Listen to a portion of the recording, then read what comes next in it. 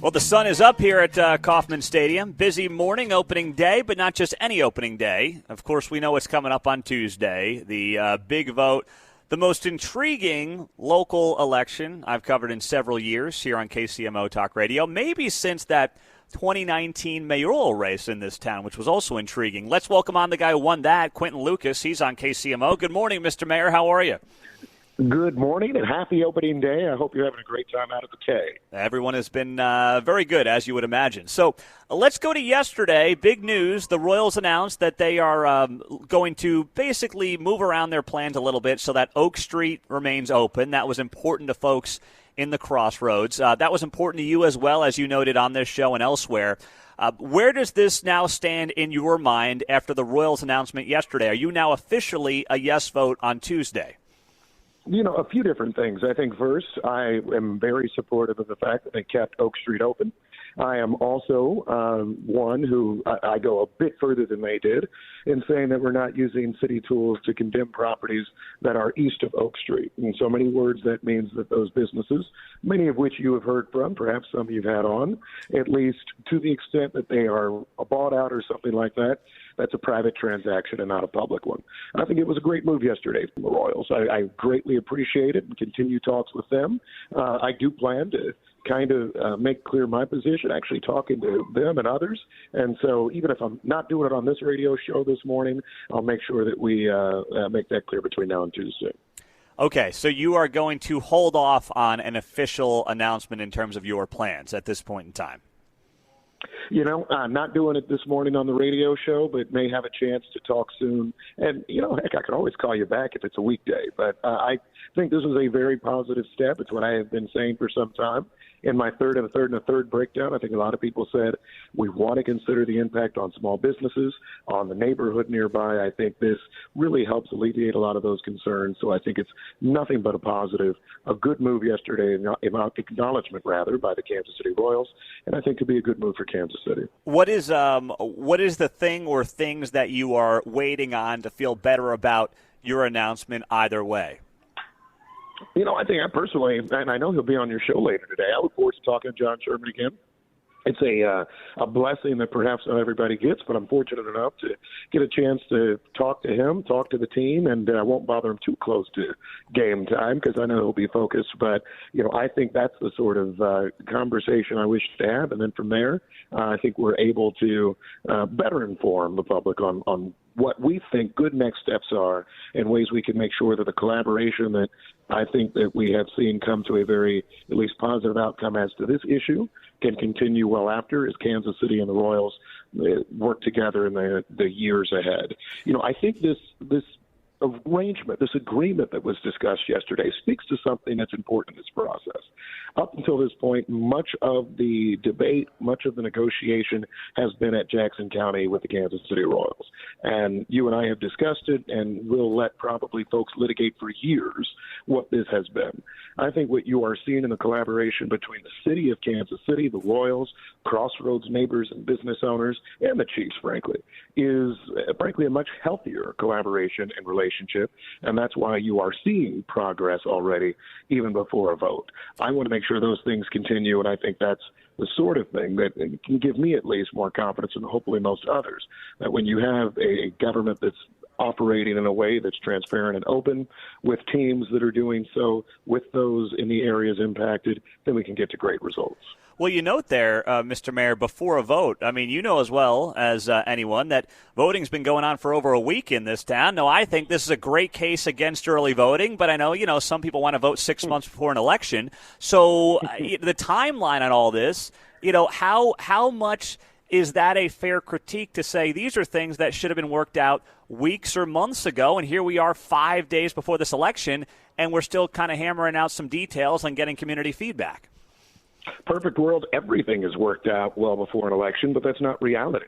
right? When you have elections on individuals, I can promise you all now, it's not like in the Donald Trump-Joe Biden election, both candidates will go home and on October 15th and say, hey, we're all done from here. People started early voting. Instead, you have elections that campaigns that go till not just election day, but until some of the last votes are being cast. You will see more mailers. You will see more television ads. You will see more advocacy on social media. So, I get the rhetorical argument, but I don't think in any way that is realistic. If that were the case, then we would say everybody, we can stop talking and maybe we'll all just watch opening day like it's just pure baseball. But that's not the case. So to me, it actually doesn't make any type of difference. And I have a job that requires me to work every day. You do too. Most of us have those sorts of obligations. So us coming to agreements that can help give people some greater relative calm, to me, is a great idea. Is this the way that, Quinton Lucas were county executive or one of these other positions around the world, I would have looked to negotiate or do some things? No. Or Quinton Lucas perhaps ran a professional sports team.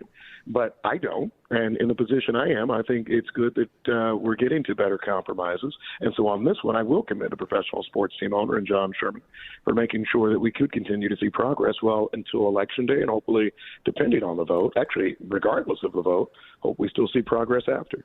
Mayor Lucas is on KCMO 95.7 FM. Where are we at when it comes to this is something that's come up a lot. We know one of the most vocal advocacy groups on the Vote No is KC Tenants. If No wins, I don't think it's going to be because of them. It'll be because of many different factions within Jackson County voting against it. They'll take all the credit, but it won't be all their responsibility. They have spent some money on advertising. I know the city also gives them access to some dollars. Can you just confirm that any money the city allows KC Tenants to influence cannot be used towards campaigns like this? Yes. I think that's very clear. They would be committing any number of ethics violations under the Missouri Ethics Commission rules. I don't know necessarily about the money that they get from City Hall. I think there may be agencies and organizations that they work with closely that are recipients of funds, but I don't actually know them to receive anything. And this isn't me necessarily, trying to defend them. It's just a fact that they actually have two organizations, one a classic tenant organizing organization, the other a political advocacy arm, much like Hallmark has, much like every company in our city, many companies in our cities have. And so none of that and none of that which they receive on the, I think, political advocacy side even relates really to the tenant rights sort of work at bar. So I don't have that concern. And more than anything, look, there, as you noted, are a lot of voices in this conversation, and it brings together a lot of no voices. The Show Me Institute has friends in all types of government chambers for the most part, except for the most part City Hall, although they do have one at least. And so that's, the nature of how these races go. But no, I think there is nothing nefarious with the funds that are coming through. Gotcha. What about, yesterday, the Sports Complex Authority goes into this deal with the teams into a lease for the county, a new lease for the county with the county if this thing does pass on Tuesday.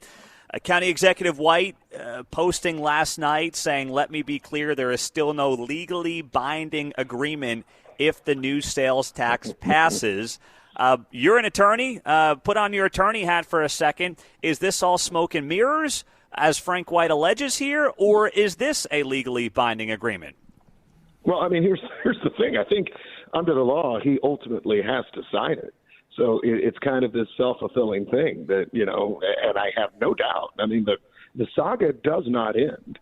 That after, let's say the vote passes, that the county executive could do the same thing that everybody saw before, which is that he would refuse to sign it. You'll see these press statements and that sort of thing. And then the county legislature would likely look to override him, and then we'd all go through the same steps.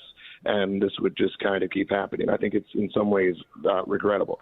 I think that he has shared his perspective on his view of not just this question, but the teams and the negotiations. And that's a big, I would say, material part of the saga that we have now. I know there are a lot of voters who say, why are things being figured out late? Why are there things undecided? Why is there so much of that? Well, it's a two-way street. And I think that it is fair to say that if you do have a bargaining partner that at times is uninterested in reaching that bargain, then perhaps you don't actually get to a point of success. I saw the statement. It is, it's interesting. I do think, however, that the governor of Missouri appoints a Jackson County Sports Complex Authority to negotiate these sorts of things. They have an executive director to negotiate these sorts of things.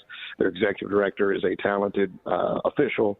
The authority are all people appointed, by the governor and from this community and what have you, who I think that, I tend to trust. And so in this situation, I think it actually does become a deal that is legally binding after Jackson County goes through the many mechanics of getting something done in Jackson County. All right, Mr. Mayor. Well, we will wait with bated breath to see if you make an announcement here at the next few days. If it happens on a weekday, we'll be here for you. You've got our number on speed dial, I know, so we appreciate it, and we'll be talking to you soon. Thank you for the time. Enjoy the game. Go Royals. We are, we have a perfect record right now. Yeah, I love that. Everyone does on opening day. Mr. Mayor, thank you for the time. Thanks. He is Quinton Lucas on KCMO.